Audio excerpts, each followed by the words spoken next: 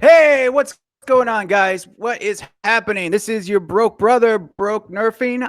Thank you for showing up today for interview series number 30.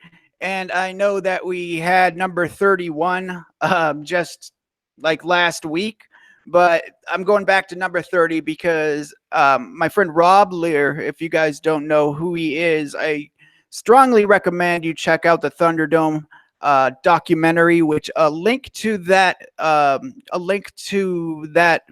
movie from on Amazon is in the description of this video. Whoa, shoot, sorry, I have my phone on. I forgot to turn the volume down. My bad. But I have a link to the documentary in the description of this video right now. So after the stream or at your leisure, please check it out. It's a very enlightening documentary.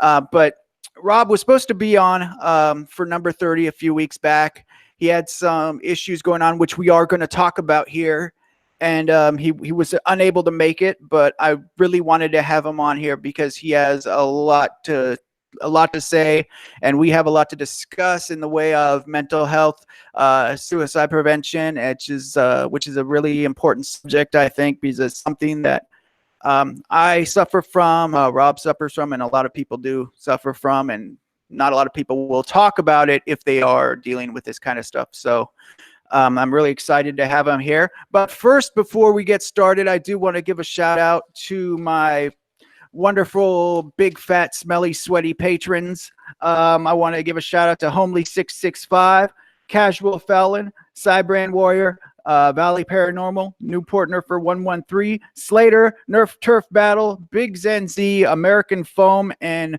Pandamonium. Thank you guys so much. My tier 3 and tier 2s have their links in the description below. Tier 1s do not, because they're tier 1 peasants. I'm just kidding. I appreciate all you guys who do support me monetarily. If you guys want to support me monetarily, I do have the Patreon link is in the description of this video right now. Also, I have PayPal and all that good stuff, Etsy for t-shirts and things like that. If you don't want to support me monetarily and you want to help support this channel, you can always share the link out, leave comments, and just talk in the chat, man. Hang out in the chat with us and join the discussion. That's helping support us. And remember to like the smash button, guys. I do appreciate it. We do have some folks in here already. We have Homely665. What's up? I just talked about you. We have Chris Cartea. What is shaking, bro? What's that? No, I was just saying, what's up to Homely? That dude is. Hey, you just went silent, dude. What's that? Yeah, Homely's a good dude, man. So, are we cutting out? Is your video up? Because I can't see anything of that. I just got like a green circle with like some white in there. So, is it working or not working? I see you. Okay, well that's good enough. Continue your. Oh wow, that's crazy. Yeah, because I can see you right now. You were cutting out a little bit there. So let me open up this back door, make sure all the Wi-Fi is coming through. I don't know if that's how it works. Let me move this table a little bit and make sure that I'm getting a. I don't know. I don't know if it's my Wi-Fi or what's going on. Everything was working fine in the test. Ask the stream if they can see your picture, because I can't see any of you right now. I just got a black screen with the green circle on there. Hey, chat, can you see old Jason's face, or are you on the green screen like I am?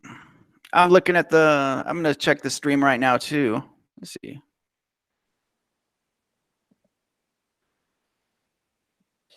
He says Rob is HD, but broke is kind of broke. Yeah, mine looks like. Homely says he sees both of us well. I think it might be my. Probably better to just keep going. It'll probably come back. I think it's fine. I think it works with broke being broke. Ah, gosh, yeah, I'm telling you guys. So first off, first off, I have, like I was saying, I have Rob Lehr here. Is that how you pronounce your name? I don't know if I'm saying your last name right. I think the answer is I don't really know how to pronounce it either. I know the way that my dad told me, and it was Lehr, so like A-I-R kind of thing, but I've heard it pronounced Lear. I really just don't bitch about it. It's one of those things that I don't know if it's important, so we're going with Rob Lehr. That's how I at least Rob Lehr. Yeah. German words are hard. All right, man.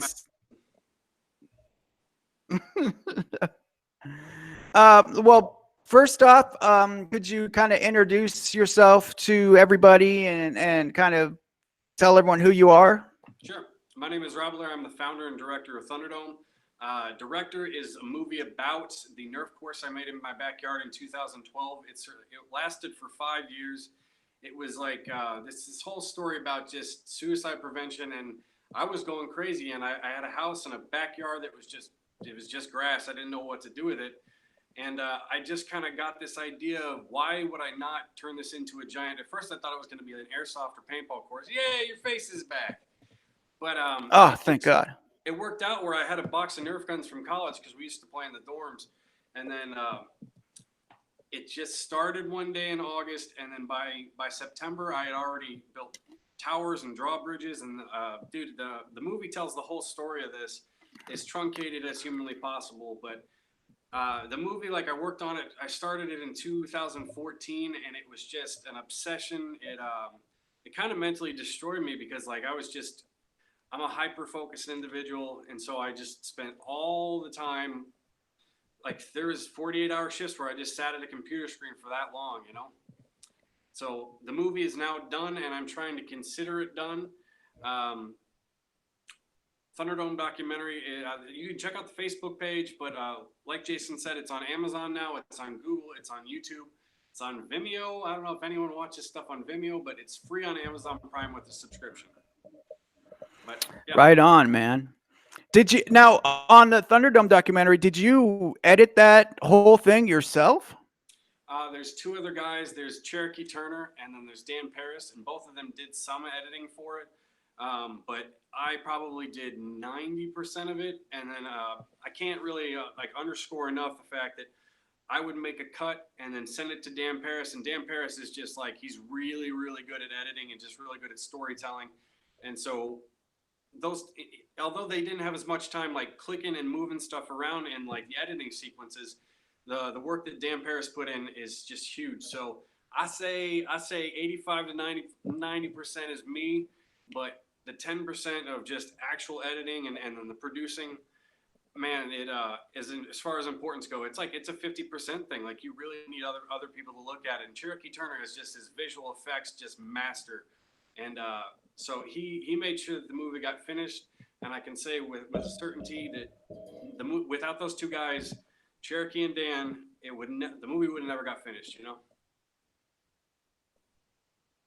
Wow, man.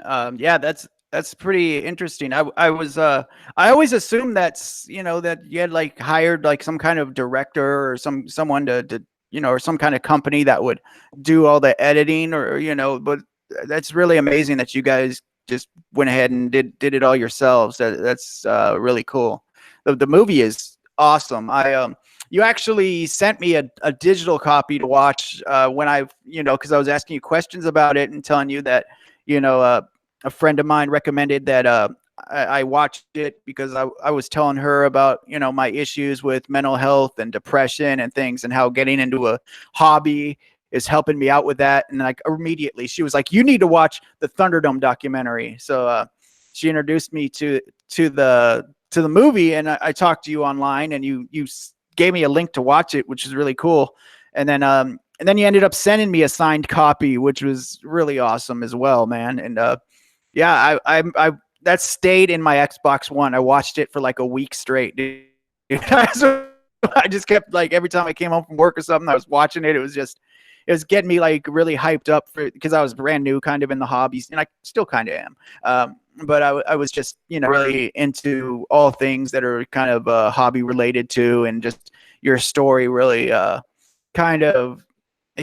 related to it quite a bit, you know, so it did help me out a lot. So yeah, just the movie did help me out. and I appreciate it, and I really do enjoy it.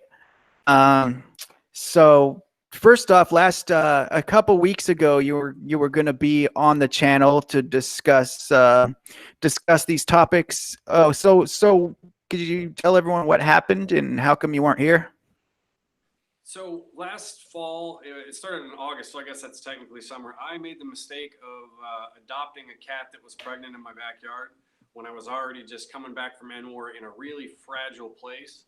And I already had 2 cats, and then I was going crazy, and then I adopted a new cat, and it was just too much, and it kind of sent me just down this spiraling free fall where everything, like I was afraid to come in my house because there was baby kittens walking around, and then they started getting diarrhea, and then they started dying, and it was like I saw myself as grandpa to these like cats, and once they started dying, I don't think I ever really recovered from that, and so like I ended up like, dude, there was a big fiasco, and I don't want to get too much into just like saying everything about it because we need to keep some stuff private, but.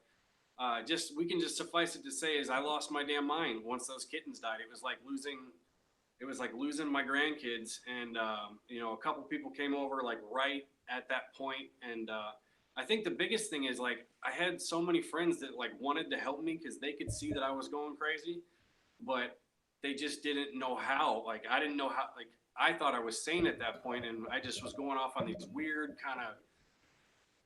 I don't know, man. Like I ended up in the hospital for a few days, and I don't know if it did much good. I still was I was afraid that I was going to lose my health insurance in January. So, I mean, I could talk about like the reasons for it, but I think it's easier to just say I adopted a mommy cat. She's actually right here in front of me, right here, sitting on my notepad.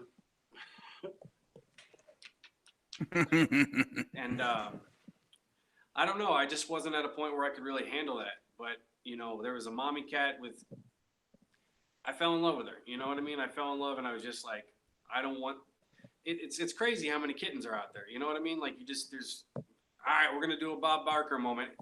Please spay and neuter your pets. Or just go get one from the shelter. Absolutely. Like, I really just stop breeding dogs, stop breeding cats, especially stop breeding cats. Crap.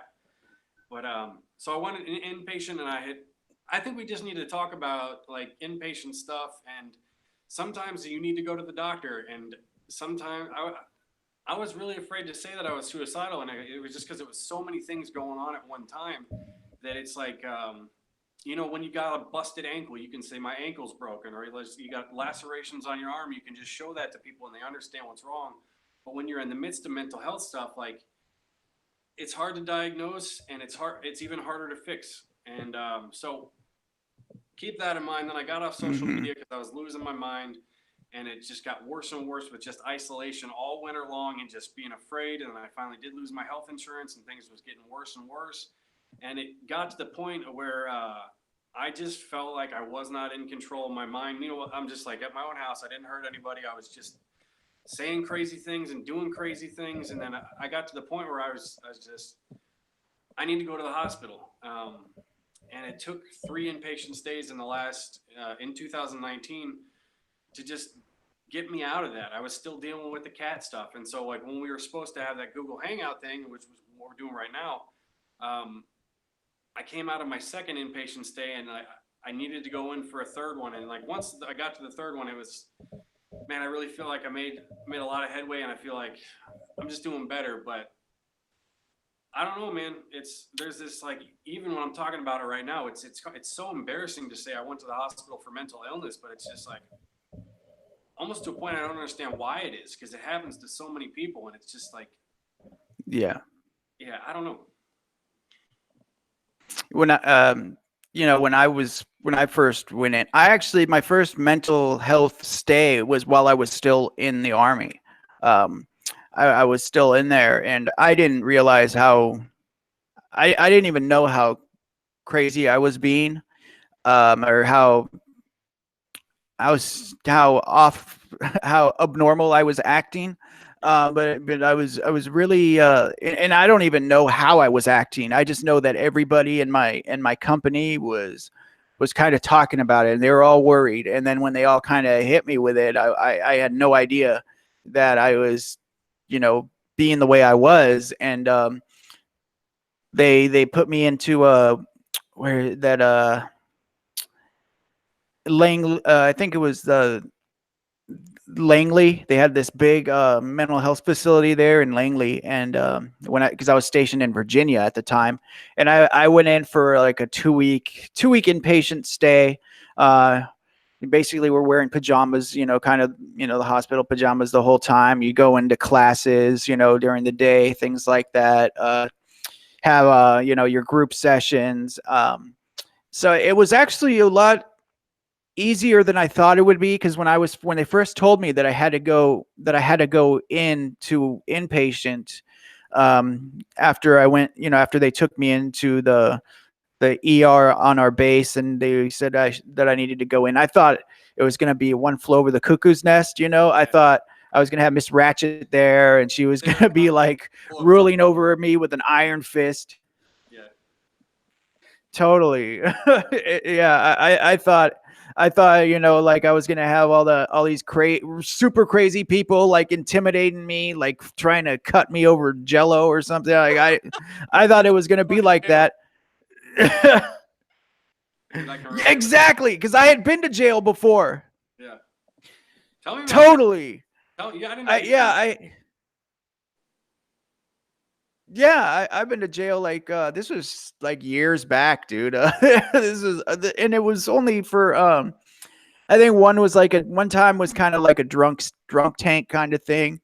Yeah. Another time I had to go in because I had a failure to appear in court, and there was a warrant out, and I didn't know, and they took me in, and that one stayed in for like a week because I had they kept sending my paperwork or whatever, my deal to different courts, because they didn't know which court I was supposed to go to, what county it was in. And like, I had to be in there for like over a week. It was a pain in the ass. I went to jail like 3 times, but it wasn't anything like major, you know, it wasn't like a big, I didn't get any tattoos or anything or join any gangs.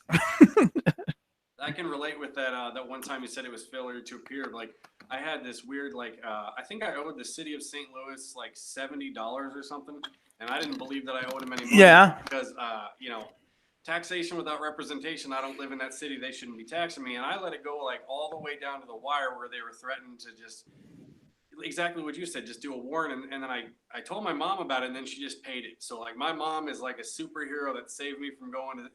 It's almost embarrassing to say, like, I'm really like proud of you for saying like I went to jail over that, you know, like it's scary, you know, it's embarrassing, you know. Mm-hmm. It is. And yeah, and it was something and for me it was something ridiculous like that. Like, I went and I took care of something in court, and then there was a fee that they didn't tell me I had to pay. Like, they legit just said, okay, you're good, and I walked out. But apparently I had to pay like $300 too. I had no idea, and I didn't know that until I got like pulled over for some random thing, and it wasn't even anything really bad I was doing, but I got pulled over. Then they ran my license, and I gave it to him like, yeah, sure, you know, run my license, I'm good. And then another cop pulls up behind them, and I was like, oh, dude, I'm going in. But yeah, back to what I was saying, like when I was going into the mental health facility, yeah, I felt like it was going to be like jail or something. You know, I thought it was going to be something really bad, but it wasn't. It was actually a nice break from the normal routine of the Army at the time. It was a really cool little break I had, but they were kind of introducing me to issues I didn't even really know I had, because that's when I first realized that I suffered from mental health issues around, you know, I grew up my whole life not realizing that. And so when I was having that breakdown while I was in the service, and then they took me in to the inpatient deal, it was about like a week or 2 weeks. That's when I really went in and started getting to know a little bit more about myself and what was really happening in my head, and was realizing that, you know, I suffered from anxiety and depression. So it was, I'm actually really glad that they brought me in, and it was embarrassing to talk about at the time. but but this was back in like 2007. So now I'm like pretty open about it. I don't mind talking about it at all. But at the time, yeah, it was embarrassing, and I could see what people wouldn't want to discuss this or wouldn't want to seek treatment because they think they're going to get locked in a cage and everyone's going to be mocking them after they get out. But it's always good to. I think the biggest deal. Go ahead. I'm sorry. Saying about the feeling of it's going to be like jail, and you're thinking, oh shit, am I going to have a criminal record from going to the hospital? It's like, that sounds ridiculous, but you almost think that kind of stuff. And so like, really whatever happens in the hospital stays in the hospital. And that's like that's the right place to be. And what I found out the first time I went there, there's usually like kind of two parts of mental facilities. One is like the people that are super chill, and the other one is everybody else where they have to kind of watch them a little bit more. There's cameras in the room. But the first time I went in there, I was in like the nice, like, I don't know how to describe it. The people who are there, but not I guess not a huge risk. They're pretty chill about it. They're all suicidal, but man, to just see like it's every kind of person in there. There's middle-aged women in there. There was teenagers. There was because I think with mental illness, we all think I'm the only one that's ever felt this way my entire life. Like I'm the only one who gets depressed and doesn't want to be here anymore. And just even like anxiety, like I'm just afraid all the time. And I was just, from listening to you, like it sounds like that there's a difference between like veterans and non-veterans, and that's why I love talking to you, like because it's like I feel like the only people who really understand kind of what I've been through, like, is combat veterans. It's just people that have there's something about just having that traumatic experience in your life. Maybe you could talk more about that. Like, what do you think is like the difference between that? Like, just if you could talk more about that, that'd be cool. Well, I don't, I'm not sure about the difference between how veterans reacting. Like, are you saying like how they react to being to their mental health issues or seeking treatment? Seeking treatment, like more about because I got a friend, Stephen Watson, was talking about the VA and stuff. Like, it seems like you guys have a different set of resources available to you, other than just the guy that is thinking about going to the ER, which it's a good thing. Sometimes you got to go to the ER. It's better to do it early and just go to your regular doctor and talk about depression before it gets to that point. But yeah, I'm curious to hear about just the VA and how the veterans are taken care of. Actually, yeah, and it kind of upsets me when I hear people saying like the VA doesn't, how they're like, oh, I seen like a veteran homeless on the streets. This country doesn't do anything for them. I see them asking for money all the time. We're not doing anything for these guys. A lot of them, first off, aren't really veterans. They're just saying they are just because they think it's easier to get money from. Like, that's the honest truth. A lot of them who say it aren't veterans. But I out here in California, I'm not sure about all the states, but I know here in California for sure we have a huge mental health facility campus that's over in Menlo Park, California. It's a huge campus, and they have like a PTSD center for veterans. Wow. They have they have a regular mental health facility there for veterans. And they have a drug rehabilitation program that's 3 months, and they have a homeless program that's 6 months.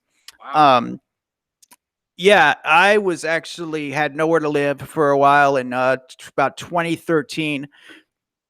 I had a huge addiction. I was because I really hurt my back in the military, and I wasn't taking care of my veterans benefits at all. I really didn't know how to do that, since I got out in 2009. So around 2013, I was really addicted to opiates, first for pain, but then it was just because it was getting me high, and it was actually helping. I thought it was helping me with my mental health issues too. But I finally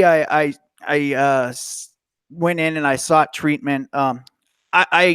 I sought treatment for myself. That's the main thing. If you have to go in there, if you go into any kind of treatment, you have to want to. You have to want to do it. If you're going there because someone's making you, the likelihood that you're going to succeed is not too high because you're not really there for you. You got to be there because you want to do it. That's something I learned. You have to want to get better. But so, and they took me, it was about like 2 hours from where I lived over to this Menlo Park facility in California. And you stay there. There's like first they put you in kind of with the direct inpatients, like the 5150 kind of facility there. They put you in that kind of facility for like a week, and then they wait for the opening at the bigger facilities. Can you define that 5150? What does that mean? That's kind of, well, it's they called it that, the building, that because that's where the 5150 is when you're totally have the mental psychotic break kind of thing, and or they feel, basically, if they feel like you're a danger to yourself or other people, and they take you in, they'll take you in, and it's kind of it's like, it could be against your will. You could want to be taken in, but they'll hold you. They could legally hold you for like 24 to like I think it's like a day to 3 days. They legally could hold you until they feel like you're not a threat anymore or something. So that they just call it the 5150, I believe. But there's this facility for short time stays where they put like people like that who are only going to be there for a few days or for maybe a week at most. They keep them in a smaller facility. It's all on like the same campus. It's pretty cool. And then they move you to like one of the bigger buildings that are dedicated to, your needs. Like I said, there's the drug rehabilitation, mental health, PTSD programs. And I stayed about like an entire year. I went through the mental health program, the drug rehabilitation program, and then I went through the 6 months homeless, getting on your feet program. And they have vocational training, like in all these programs, you're pretty much busy all day long. You wake up at like 6 a.m, you go eat breakfast, you do your chores in the facility, you do classes, during the day. And then like they even have you do meetings off campus. Sometimes you could do, when you start building up your your trust with them, they could start, you could start going off campus, more and more. So I was in this program for like almost a year, man, and I ended up getting a job with the VA, which is really cool. But they help you get on your feet, and I think it's a really good thing, because veterans are all able to get this help, unless you're like a completely dishonorable discharge or something. You're welcome for this help, no matter how long you were in the military for. You could get this help. So the veterans really do get they do get help if that's out there for them, if they do want it. Yeah. Well, thank you for your service and your sacrifices, man. I think people don't understand like just the sacrifices that you had. It doesn't matter how long you were in. There's something about the Army. There's something about armed service that it changes, And there's some people that just, man, it's hard to come back from that. Like, so thanks for your service, man. I appreciate you doing that, Thank you so much, man. That means a lot. Appreciate it. We have a couple comments real quick. Builder BB said, Rob, I miss seeing your creative Nerf artwork, but thank you for starting the Thunderdome network before you left for your own health. Yep. I don't know. I don't find Nerf really rewarding anymore. But I don't know, man.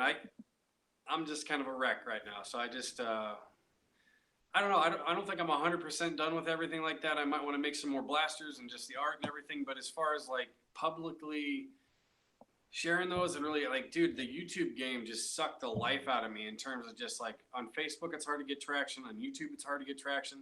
And it doesn't matter how brilliant the stuff you're making is, or how interesting or how unique, it's really, really difficult to get any traction. And it's really frustrating, So I think that's the reason why I left in a nutshell, Mm-hmm. And you gotta really, enjoy what you're doing, because that's the whole point of a hobby. If you're doing something that you think is annoying or you think it sucks, then it's not going to be very helpful for you, because that what the hell you have a hobby for that you dislike? You know what I mean? Yeah. So maybe we could talk about, we talked about inpatient stays and like what if we talked about kind of what I think it's important to talk about when to go to the hospital and different, because there's different stages of it. Like you mentioned it earlier, like it's better to go early. And, there's a time when it's always better for you to check yourself in. You never want to attempt suicide. You never want to do anything. You never, if you get to the point where you've got the cops calling you because you're suicidal, well, you're probably not going to have a good time in the hospital, because but I think there's definitely a time to go to the emergency room. And for me, that's what I did the first time. My friend Josiah took me in there, and I just walked in the door, walked up to the desk and said, I'm suicidal and I need help. And it was a really good experience. Like, they were very understanding. I sat in a room, like you said, with the pajamas on for a good, 3 hours. They brought me some food, and I was just kind of, really, really calm. And, what I liked about that is, when we got to the inpatient facility, it was very like, I was a wreck, but it feels like when you're laying in that bed and going, this is the time to take care of me. We're trying to fix me. Because I think if you let it get to the point where your brain is just on fire, you've got psychosis, like what you're talking about, where other people are saying, you really need help, but you don't know that you need help. It's so much better to just go to the doctor as early as possible. Like even your regular doctor, like just to say, because there's different stages of it. There's depression and anxiety, and then you get to the point where you're thinking about suicide, and maybe you've got a plan, and then you just isolation is the whole thing, man. Like if you stop talking to people, you got to get that like depression. Everybody hates me, and no one cares about me, and there's no reason to live, and it feeds on itself. And so if you're at that point, please go to the ER and just do what I said. I'm suicidal and I need help. And if they're going to start asking you questions, just be very, very calm. If you haven't, see, this is my line of like, do you tell people to go to the ER when they don't have insurance? But there is things in place where they can help cover you. And I think the thesis for this whole interview is don't kill yourself no matter what. It can get better. Like, dude, the stuff you're talking about, that's a hell of a story, man. You went from like, you said you were in jail, and then you served, and then like all of that. And then now you're at a point where, dude, we're doing an interview and kind of talking about that. It's like, aren't you glad that you're still alive, Jason? Just because you just kept walking, it's not hopeless, Yeah, absolutely, man.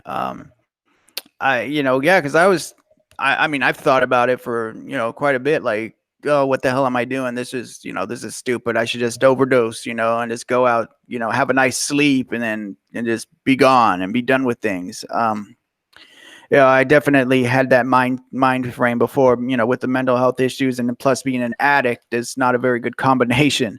But yeah, I mean, it's, I never really stopped to think about how much different it might be for veterans as opposed to people who just, who don't have, that kind of support. But the VA did really help me out a lot, with my addiction, with mental health, with getting somewhere to live. Like they helped me out with my rent, dude, here in San Jose, California. Like they gave me a housing voucher and everything, man. They helped me out so much, dude. And it's crazy. I've even done veteran outreach programs where I went out trying to get veterans off the streets. Like, hey, we could take you in, man. We could have you living somewhere right now. You could probably get a job at the VA, or we'll definitely get you a job somewhere while you're in the program.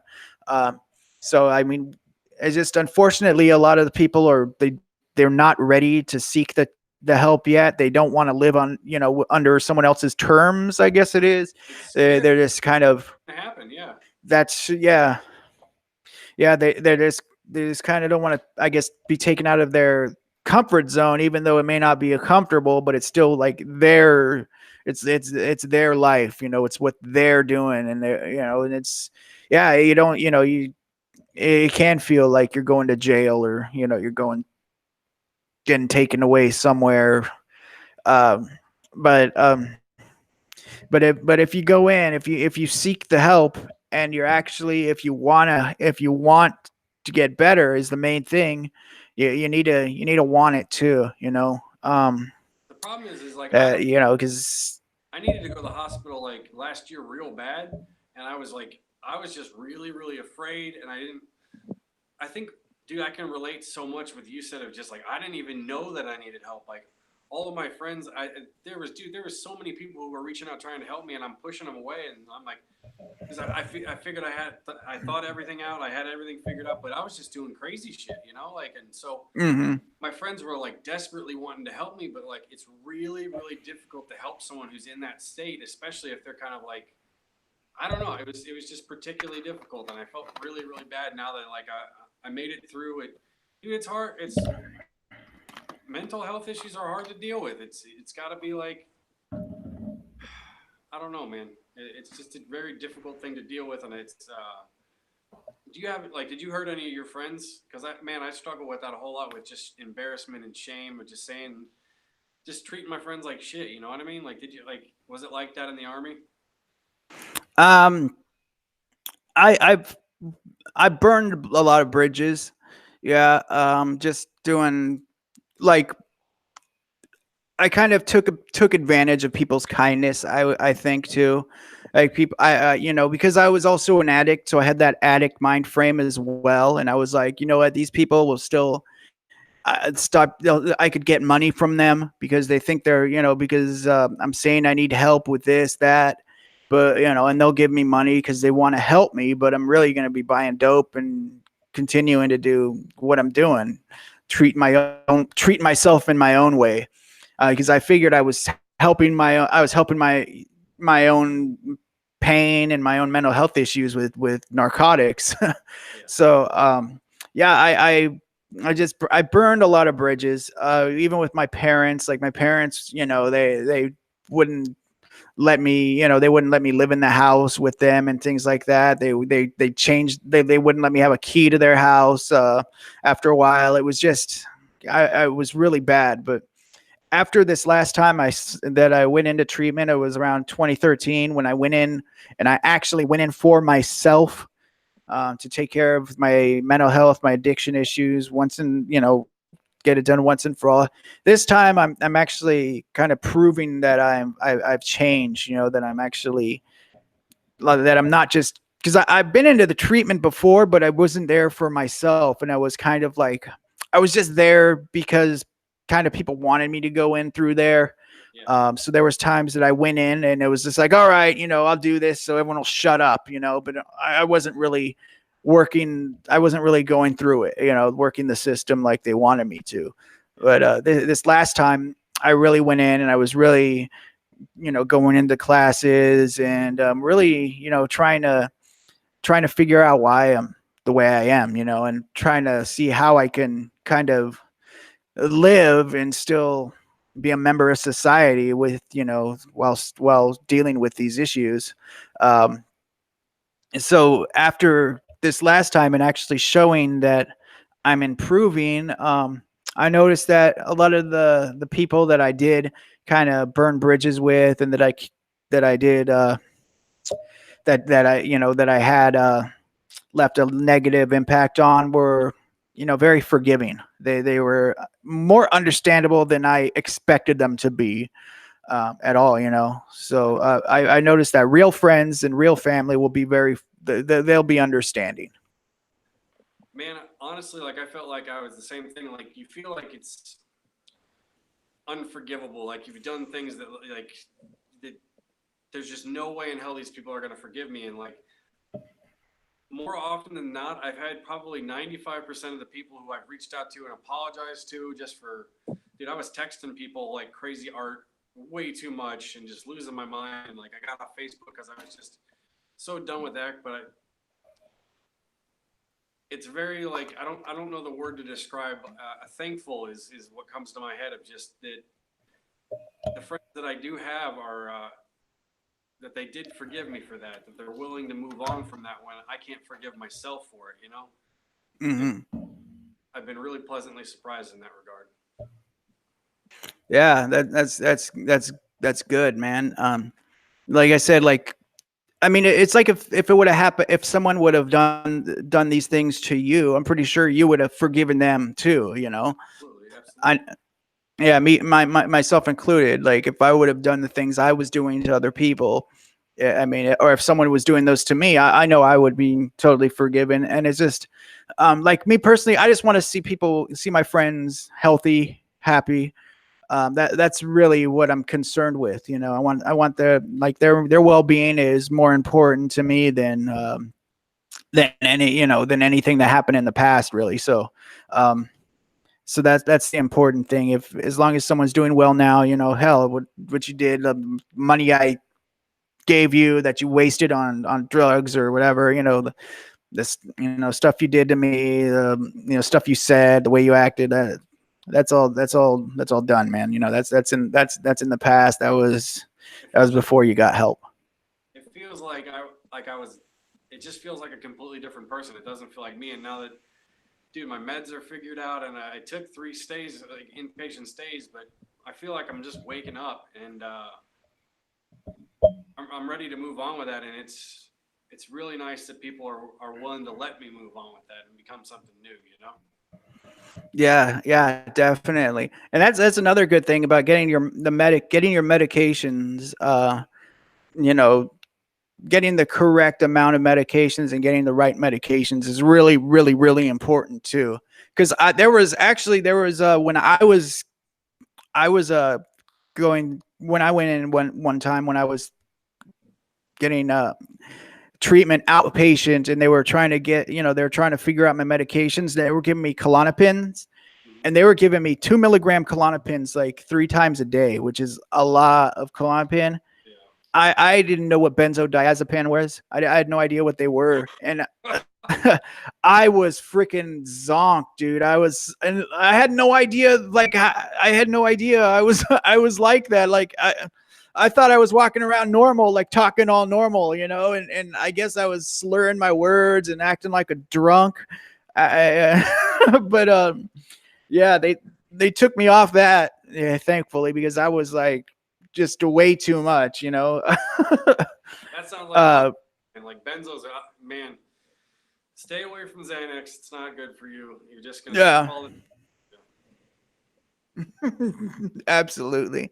But I think that's also I wanted to talk about too was that I think that's another thing that people are kind of could be afraid of when seeking help is that they think they're going to get put on like these crazy medications and they're going to be like high all day or they're going to be like sleeping all day. But it's really like if you get on like the normal medications, I mean, maybe you might not even need them. You know, you could not even need them as well. But it's not like a definite thing if you have mental health issues that you're gonna have to have medicine. But you know, there's people who are fine without taking medicine, and you know, they're getting the help they need as well. But if you're on the right medications for your right diagnosis, that I mean, there shouldn't be any real big effects like that. You know, maybe like a little dry mouth or Klonopin, though, when something you're like talking that. about benzos, there is going to be side effects from benzos. They're just going to make you super tired. But I don't, dude. I think Yeah, when I'm overdiagnosed, like I think mental health is really like it's a spectrum of certain qualities of acting weird, and so it's not like your diagnosis is not you. Like I can't remember who was telling me. I think it was Darren was just saying like we like to try and put people into boxes of like, okay, you have ADHD and you have PTSD and you have anything really, just like you have XYZ thing and they work together. I don't think it works like that. I think it's just mm, I think it's just a description of how people are. And I think the inpatient stays are really, really good for that because they give you a chance to just balance your meds out. Because otherwise, like, so let's talk about best case scenario. Like, it's not okay. I'm really suicidal. I need to go to the ER right now.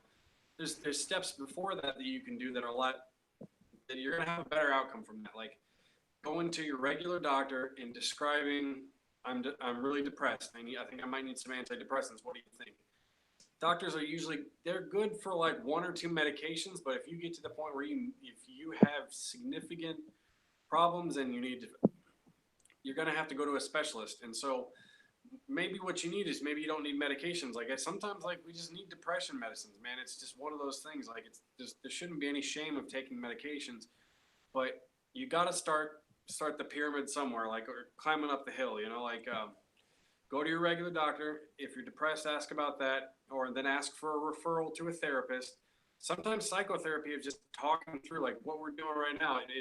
It's really, it's helpful to know, just to hear your story, like know that you've kind of gone through the same shit as I have, and so then it's psychiatrist, psychologist, psychologist is just someone. There's free resources for that too, man. Like there's in our town there's like 2 or 3 like reduced price counseling. So even if you don't have any money, like you can just go up there and I think I was paying 15 or 20 bucks for each session just because I didn't make a lot of money, Mm-hmm. So if you get to that point where you've got your medications from your regular doctor, you're seeing a cheap therapist, I think you can get out of there without having the breakdown, but it all comes back to what you were saying, Jason. It's just like you got to want it. You got to want to get better, and you got to cooperate.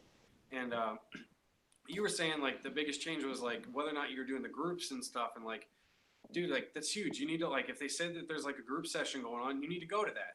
Like it really does, because half of our problem is just thinking that we're all alone in everything that we're dealing with, and we're just everyone else is. Man, it's Evan B was telling me, just like in terms of like mental illness, like, dude, you're not special. Like 1/3 of the country is going through the same shit as you or something similar to that. And it's just, that's why I really, I wanted to talk about this more than Nerf. If we get through this and there's some questions about Nerf, I'm fine with that too. But I think this conversation we're having, it has the potential to just save people's lives, Oh, yeah. Absolutely, man.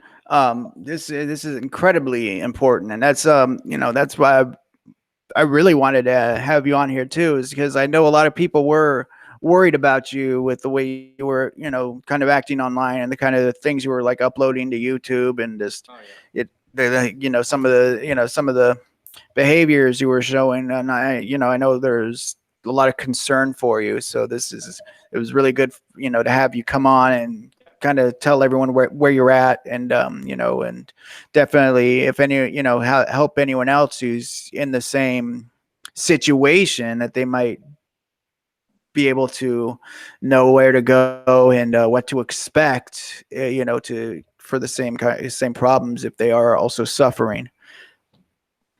So definitely Nerf can wait. Yeah, for sure. So I know in California, if someone is, needs to get treatment, like any mental health, physical health, anything, there's state benefits they could sign up for. Because when because I get, I told you I get my food benefits through the state. And I have no shame, guys. I got food stamps. I am broke. But like when you go to the social services office out here and you sign up, there's in the same forms, there's something for insurance and for medical help too. And you can sign up for that in the same time, at the same time as signing up for your, food benefits or any other benefits that you're getting. And so there are benefits available for people, who aren't able to afford medical treatment. Is that the same for where you're at? Actually, it's man, I hate to say it, but the American medical system is like, it's not healthcare, it's sick care. And I think that's why it's so important to talk about. Like, you need to go see a doctor before it's getting to the point where you're actually suicidal. You need to go treat your mental illness before it gets to that point. A certain fella from Australia, I won't say his name, but we did a real talk, and so I think I can reference that because it's public and everything. But I don't want to bring him into it. He was saying he was going through some rough times, and just through the state health insurance, kind of just, I don't know what to call it, that he was able, I think he was able to get like 5 to 10 sessions of counseling, and it was free, and he said that literally saved his life. And so it's really like, I don't know what to say in terms of like, if you don't have any health insurance, oh, just go to the ER, because everyone knows how expensive ER bills can be. But there is help, but it's intimidating. Like, one of my bills was like $30,000, and the other were like $6,000, and how do you even deal with that? And so I was able to get some financial assistance, but like, that's why I'm really, instead of just saying you need to go to the ER, like it's not the fix all solution to it. I'm saying you need to go to your regular doctor and do regular doctor stuff, or work on getting health insurance, and get it before it gets to that point, so you don't have to worry about trying to apply for financial assistance on a $10,000 bill. There are resources available, but you gotta seek them out. Sometimes it's just as simple as like, talking to a friend. Like, I know some people have like I definitely have had some friends that were, psychology students, and they knew the references, but usually the doctors have a pretty good feel on that. I don't know, man. I'd like to say the American healthcare system is just, it definitely saved my life, but I got out of the hospital, and I'm like, okay, well then I have all these bills, and so then it's, my mom saved my life there too. She, like, I was in too much of a wreck, so she was just did all the paperwork and got some forgiveness on those bills, and that in and of itself was able to just change my perspective on everything, because I went from just feeling like, oh man, I have a death sentence because I just, I've got a situation where my Medicaid wasn't going through, and I just, and it's really scary. And so, like, the last thing I want to do is say, no matter what, like, but my mom told me, like, you shouldn't ever kill yourself over a bill, Yeah.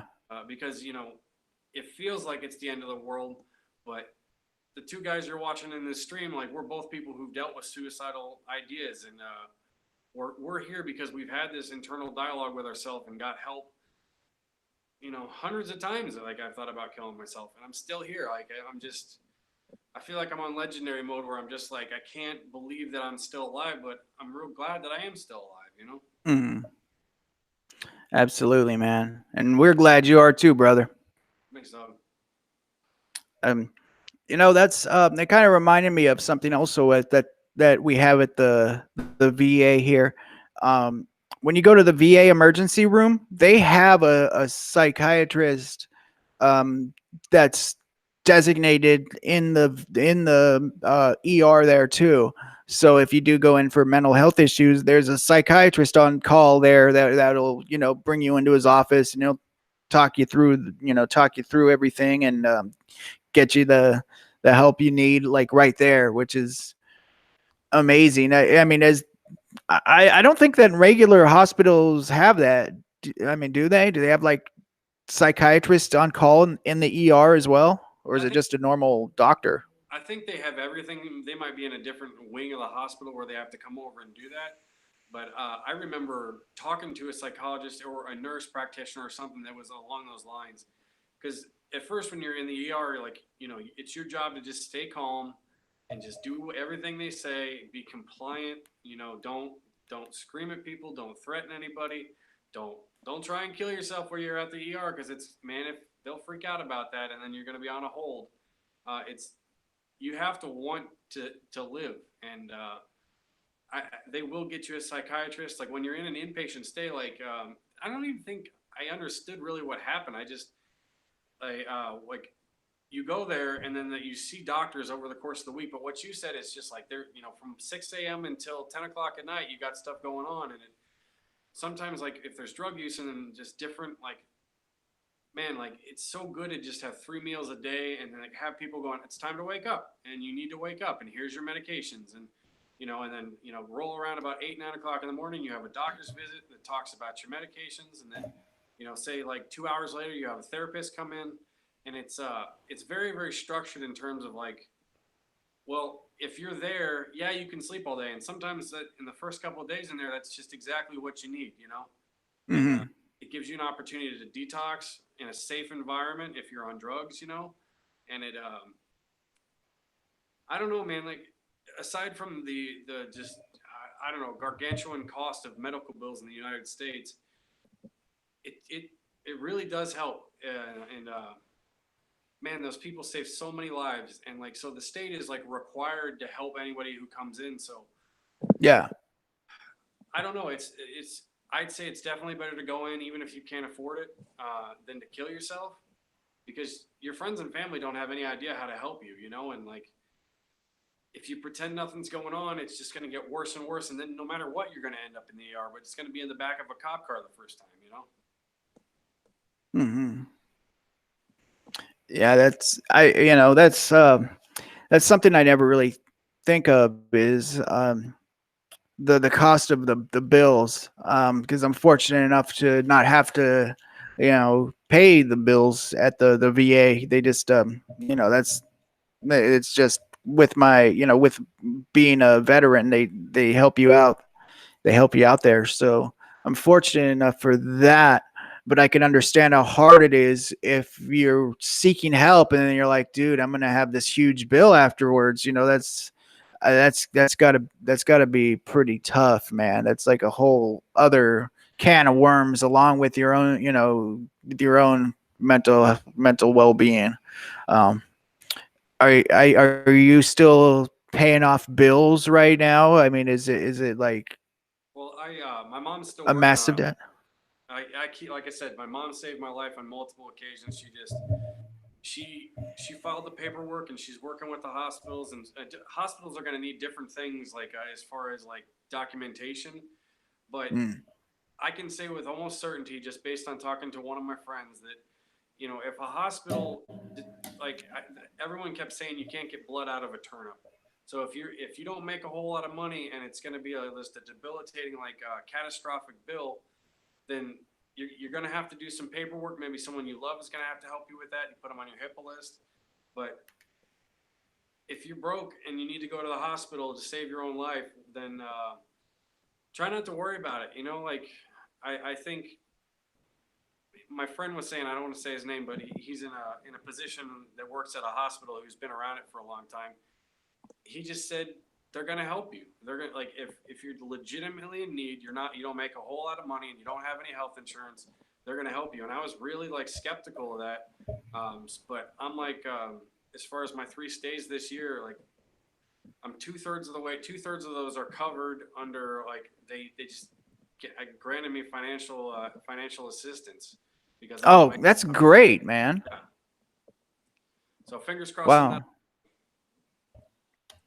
So there is hope, man. If someone does have, like a very small income or no income, that they could get granted some help from the state to help pay off the medical bills. The hospital itself, because hospitals Oh, do make a lot of money, but they still need to make money to keep going. And I don't know. But yeah, my financial assistance definitely came from the hospital. I'm very, very grateful. It was a miracle, nothing less than a miracle when I got that letter, man. yeah, that's awesome, dude. That's actually really good to know. Wow, yeah. See, I kind of feel like I don't, like I said, just having the VA facility here in California. They actually, like I was just saying in the chat here, the California Veterans Hospital here and the Palo Alto healthcare system that takes care of a bunch of different places here in Northern California. They literally set the standard for mental health care in the VA system for the whole country. Like, we had people coming from different VA systems from different states to that facility to learn how they're treating people, just because they have such a high success rate there. So yeah, it's an amazing facility. Um, but I also understand that I guess not everybody does have access to good health care, but as long as they have access to some health care, is important. The emergency room is expensive, but what's not expensive is the reduced price counseling that's usually just everywhere. Like I can't stress that enough. Reduced price counseling. It's usually master's students and they can't prescribe any drugs, but it's kind of a 1-2 punch of using your regular doctor to work on your prescriptions, and then having like master's students. Dude, like, must have been 10 years ago. Like, saved my life just from doing that. And just, you know, it's crazy, man. Like, so I'd say anyone who's feeling sad, who's feeling like a sad panda, go to your regular doctor. I hope you got a regular doctor. If you don't have any insurance, then maybe you can just go directly to a place with reduced price counseling. Start asking around, see what people do. Like, dude, everyone, I don't want to say everybody, but I feel like most people go through something like this in their life, and most people make it through it okay. But for every one that doesn't make it through it, there's just hundreds of people that they got lucky, you know what I mean? And it just passed, but there's no reason to be sad all the time, man, you know? Yeah, definitely, man.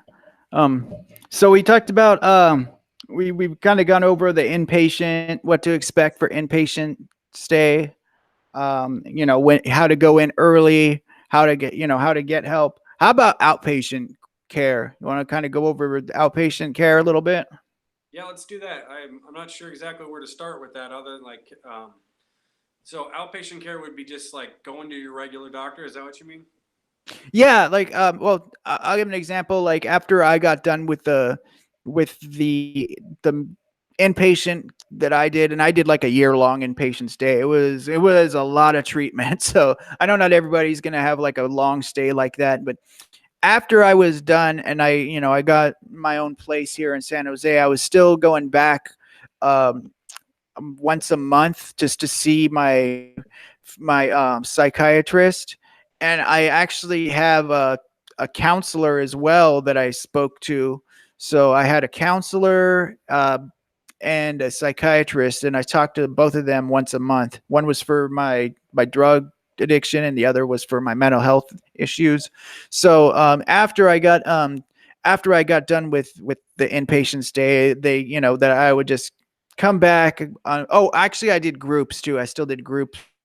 It was about, I think I still did a group once a week over there. So, but I had a one-on-one session once a month. So, and that's just helps you kind of keep, helps you from being too isolated, I guess, and getting stuck in your own head. And it's always nice to just download and talk with other people that are in the same situation. And and a lot of them I was in the inpatient care with, so it's still good to see my friends that I made while I was inpatient. Talk to them and see how they're doing outside of the facility. But usually after you do inpatient care, like we were discussing, you still, when you're done with that, when you leave, you come back and depending on what your care plan is, your treatment plan is, you'll go back and still maintain kind of an outpatient deal with with either a psychiatrist or psychologist, or maybe even a group session. What does your outpatient care look like? For my psychiatrist, who like I said, it's really important to go to inpatient sometimes just so you can get your meds balanced. Like you said, some people don't always need medication, but for a guy like me who I have a lot of issues, I got 6 or 7 medications, and we're trying to reduce that down to just simplify, And, Yeah. So we learned a whole lot. It took a lot of time in the hospital and inpatient. And so I have a therapist that I see once a month, and I'm still kind of debating whether or not to do like a group therapy thing. Like, I didn't have a problem with addiction so much as like I had a problem with, like I said, I'm overly diagnosed. I could list like 8 or 9 things that I've been diagnosed with, but people are just people. They're a combination of things. So outpatient is pretty much just like once a month I go to my psychiatrist. I'm thinking about doing counseling. My mom is pressing me to do that. I just haven't gotten around to it. But really that's it. I think that's best case scenario. If it's, you got most of these things fixed in the hospital while they're there, they could kind of monitor you. Inpatient is for intensive care. Outpatient is for just kind of popping in, and then it's for maintenance, and they can do tweaks to it, but it takes a lot of time for some medicines to kick in. So that's all I have as far as inpatient or outpatient right now, is just once a month I go back and talk to my psychiatrist. Yeah. I was on, I think when I left out of the inpatient care, I was on like 5 or 6 meds. Now I'm down to two medications right now, which is, and I just went down to 2 like I was on 3 and I just dropped the last one about like 2 months ago or a month ago. So now I'm down to just 2 now. And I'm feeling pretty good, which yeah, I thought it was kind of crazy having, going from, because I thought I was going to be on that many medicines for like the rest of my life. Yeah. But just as I, as I've been progressing and seeing my counselor and my psychiatrist and the groups, it just gradually went down, and even getting into this hobby actually getting into the hobby helped a lot too. That's when I really started dropping more of the medicines and felt feeling that I wasn't really needing them as much anymore, and I was getting out on my own pretty well, and so that's yeah. So just not so much this hobby, but a hobby in general helps out a lot too. I think with maintenance, with your mental health maintenance and just ongoing being outpatient is just keeping busy, not being stuck in your own mind all day. Finding something to keep occupied, something that you could have a passion for, something you could be proud of is something that, that is ideal. I was almost like you're bored. You don't really know what to do with your time, and so you just, I don't know. I've been really reaching out to my friends and trying to just schedule friend time, and like, but it's scary. Like it's like you said, it's you think you're going to be on all those meds for your entire life, but if you let it hit rock bottom, you're going to be on a bunch of meds for a little bit. And my cat, just like sitting here napping on my notes. But yeah, I think that kind of naturally happens as you get scaled down once things get better. And I think that's the key is you're not going to fix it overnight. They're not going to fix it while they're in the hospital. You're not going to fix it after a month, but every day you got to try and get a little bit better. You got to do baby steps. And I think that's the best way to stay it. Like either you're moving forward or you're moving backward. And sometimes it's really hard to see. Like my mom says, every time I talk to her, I sound like exponentially better. And it's really easy to forget just how bad I was even just a month ago, like how hopeless I felt like the situation was in my life. And now I'm looking back and I have financial aid on that. And, like a couple of other things, like I have a rental house that I was kind of stuck holding on to it when I just, I'm disabled now. I'm on Social Security, like my head get SSI. And that's part of the reason why I couldn't get on Medicaid, and kind of part of that point of just, I felt like I had a death sentence because I couldn't get on Medicaid because, there was a couple years where I was successful. Not successful, but I was a contributing member of society, and then it fell apart. But I think that's how it happens, like you overextend yourself and then your life falls apart and then you got to pick up the pieces. But I don't know if it's required to hit rock bottom before you could start moving in that direction. But I think it's really important to, as soon as you can, start moving in that direction. And I think that starts with just asking for help, Yeah. It's not a weakness, man, to ask anyone for help. And I remember in your situation too, like it seemed like you were, even with getting on food aid, like you were, getting help with eating. It seemed like you were kind of like didn't want to go there, like you were it's embarrassing. I don't know, like it is super embarrassing. And I remember I was trying to give you hope, like I was showing you my card, like, hey dude, I'm in the club, bro, don't join us. Yeah, I mean, it's it can be embarrassing, but I mean, you need to eat. You know what I mean? And if the government's gonna help you eat, then why not take advantage of it, man? Like getting help, getting help in general, is if there's help available, you should go ahead and take it. It doesn't mean you're weak. It doesn't mean you're a lesser person for doing it. It's just hey, we all need help sometimes, you know what I mean? So might as well get your help when you can, before you get to a point where it may be too late, Do you remember your first time that you went from like not having food stamps to having food stamps, and just like how good that feels to be able to go to the grocery store? Oh, dude, I filled up my cart. Oh man. Oh yeah. Getting like meat and vegetables and like just good food. Like it's just insane, you know? Like before I was getting like the budget cuts, you know, like just eating like just cheap stuff, you know, lots of ramen, lots of yeah. At one point I was down to eating like 2 slices of mayonnaise bread a day. And it was Dang. of course I was going crazy. Like I look back on it, I'm like, dude, anybody in that situation where they're just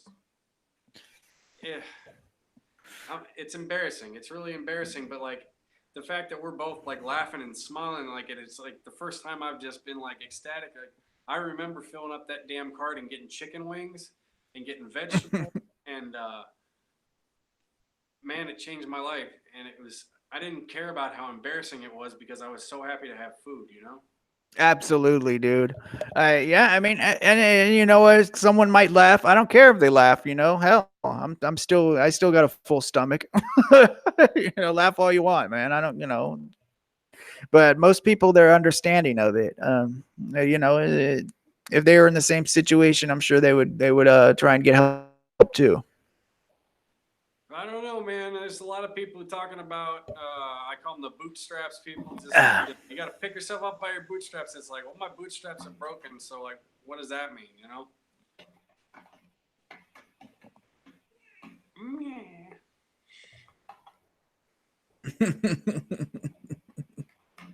Trying to get the kitty off my notes and stuff. Right on. What else did you have on your notes? I think we covered everything, honestly, dude. Like, cause what I had was we started talking about what we mentioned, that don't kill yourself, it'll get better. We've discussed that, you know, which we should keep bringing up, you know.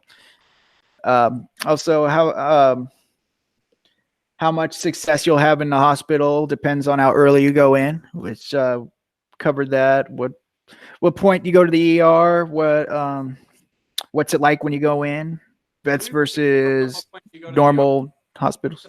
We talked about what it was briefly, but I don't think we agreed on like at what point do you need to go to the hospital. Like we got off onto a tangent about how expensive it is, but I think if you have a plan and you're kind of making the, you know, just you got it figured out, you've already decided to kill yourself, I think that's when you need to go to the hospital. I think that's the best, where you like, you know that there's nothing you can do to fix it, and you just, if you've given up already, you need to go to the hospital. You know, like whether it's your regular, if you go to the regular doctor and, well, let's talk about the word of saying I'm suicidal. Like it seems like they're gonna like throw you, like just kidnap you and throw you in the padded room, and you can talk about being suicidal. That's just, you know, it's part of depression and everything.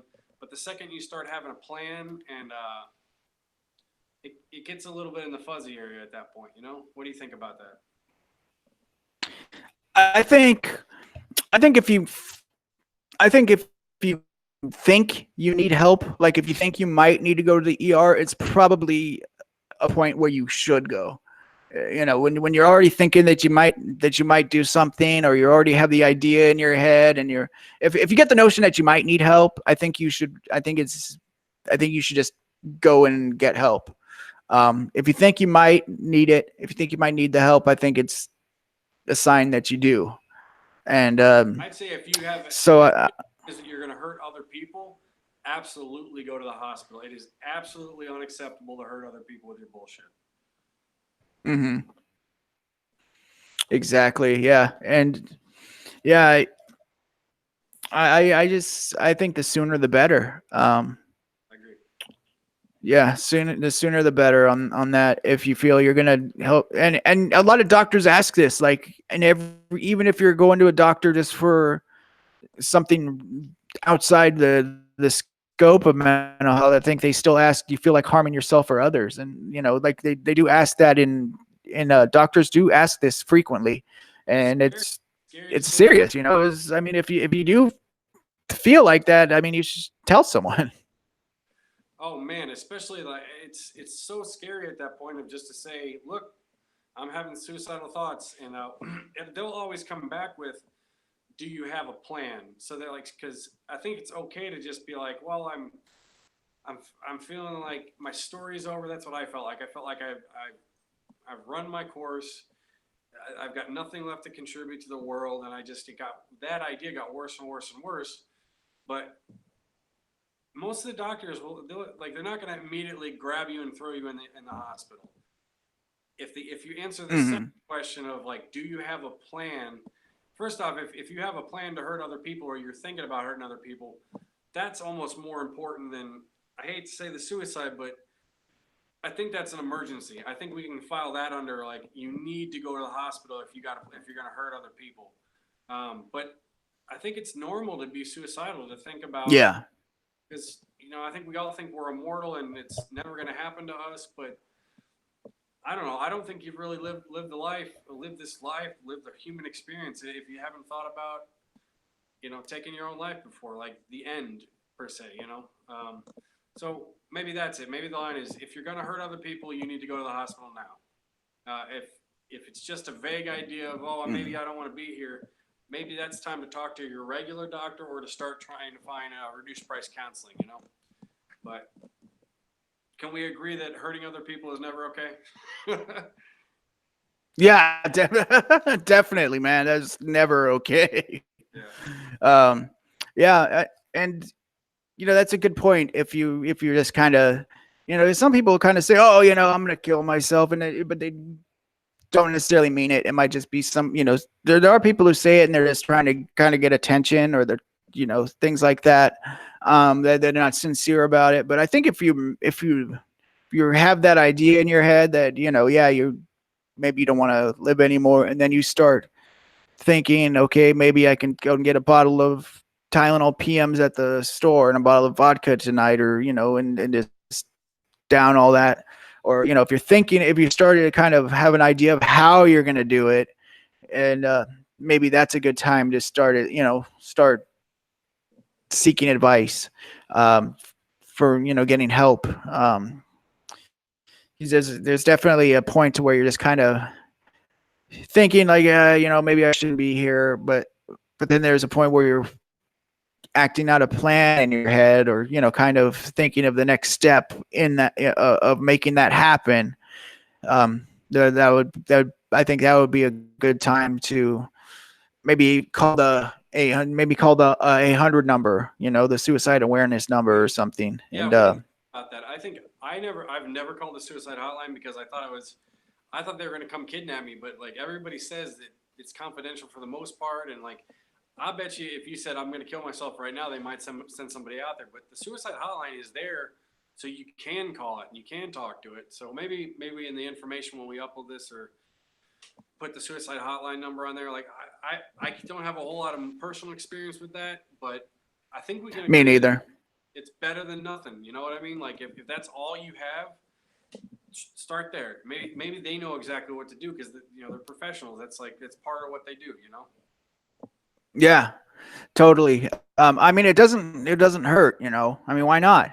Why not try and call them and just let them know what you're thinking. I'm sure they have some advice for you if that is something that if you do have the idea, if you are getting to the point where you're wanting to, if you're figuring out ways to go through with it, or if you're just playing with the idea, then I mean, it doesn't hurt to make a phone call. I mean, I don't think it would hurt at all. I definitely have friends that said, the suicide hotline saved their life, so I can, if I even know one person that says that the suicide hotline saved their life, well, I mean, that's good enough to recommend it. One person is one person that's still here because of that. And I don't know. Maybe next time I get that way, because there's no way I'm ever gonna like completely fix all this stuff. Mental illness doesn't really work like that. But maybe I need to pony up and just, maybe next time that's something I do before it gets too bad. So I think it's important that we stress that. Absolutely, man. Yeah, and when we upload this, I will.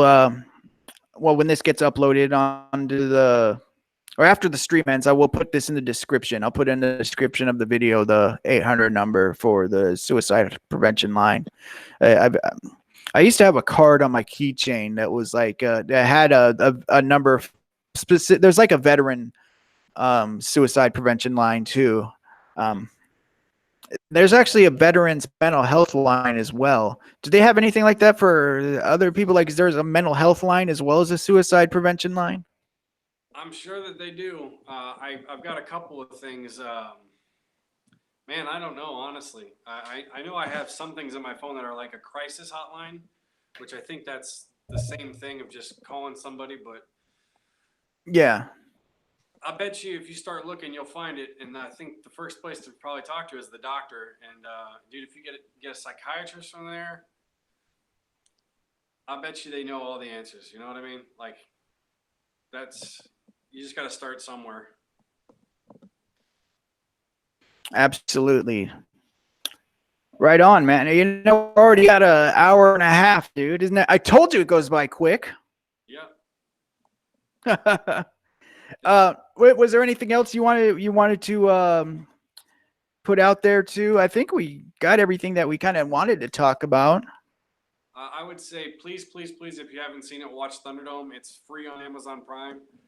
It's a movie that's about suicide prevention, and I'd really appreciate it if you watched it. You know, I'd imagine most people in the stream kind of know what's going on, but dude, like, you don't have any idea how hard I worked. Like, when you Google my name, it says filmmaker now because I got it up on Google or on Amazon Prime and Google, and it's a huge achievement, man. And it broke my brain putting that much effort in. So if you'd watch my movie, whoever's listening to this, I'd really appreciate it.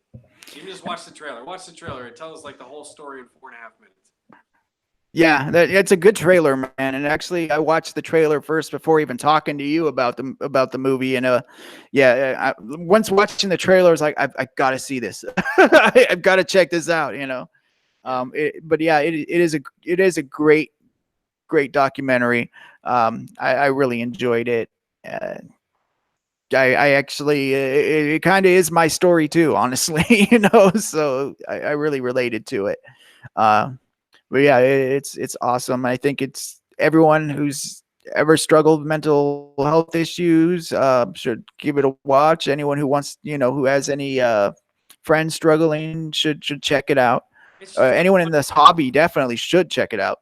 It's just like a fun movie too. Even if you don't care about the suicide prevention or the mental health stuff, like, just go there just to watch the NERF and like to hear. It's an epic story, man. Like, it's been my whole life for the last 2019 for 7 years, and it tells the story all the way back to 2009. My life's been pretty interesting, man, and it's hasn't come without sacrifices and losses. And I just please watch my movie. And there's tons of shit on my channel too. Like, I made a whole bunch of supplemental stuff instead of doing DVD extras. I uploaded stuff on my YouTube account, and there's just a lot of stuff there. So I don't know, poke over there if you're watching it on Thunderdome.youtube.com/ThunderdomeDoc. If you're watching it there, then you already know that there's a bunch of stuff on the channel. So please watch my stuff. And yeah, thanks. Awesome. Well, thank you, Rob, so much for being on here, man. I really do appreciate it. It was awesome getting to talk to you. Yeah, it's great to talk to you after, because it's been a while since I've been able to talk to you. So it's really neat hearing from you. High five. All right, my man. High five. High five, dude. Bam. All right, brother. I'll talk to you later, my man. Thanks for the invite. I really appreciate you asking me to do it. Absolutely, dude. We'll do it again, man. All right, sounds good. Later, Jason. Later. All right, everybody. That was Rob Lehr. Really good dude. He's done a lot for our hobby. If you guys, like you were saying, check out the Thunderdome documentary. If you haven't watched it yet, you definitely should. At least watch the trailer too. The trailer is amazing. I'll try and put that in the description after this stream is done. I'm going to try and put more links in the description if I remember, because today I got to go pay my rent. Like, I have to walk down to 13th Street and go pay my rent. I'm not looking forward to that. But after that, I'm going to try and put some links in the description of the stream. So yeah, let's definitely check that out. And the Amazon link for the documentary is already in the description. So check that out. If you have Amazon Prime, you could watch it. You can watch it through that link, I believe. But I wanted to thank everyone who showed up to the stream today. I know we weren't really talking about the foam hobby today. I just felt this was more important to discuss, being that Rob and I both suffer from very similar issues. We both had these struggles, with the struggle with having to go to seek help, and being in a inpatient mental health facility.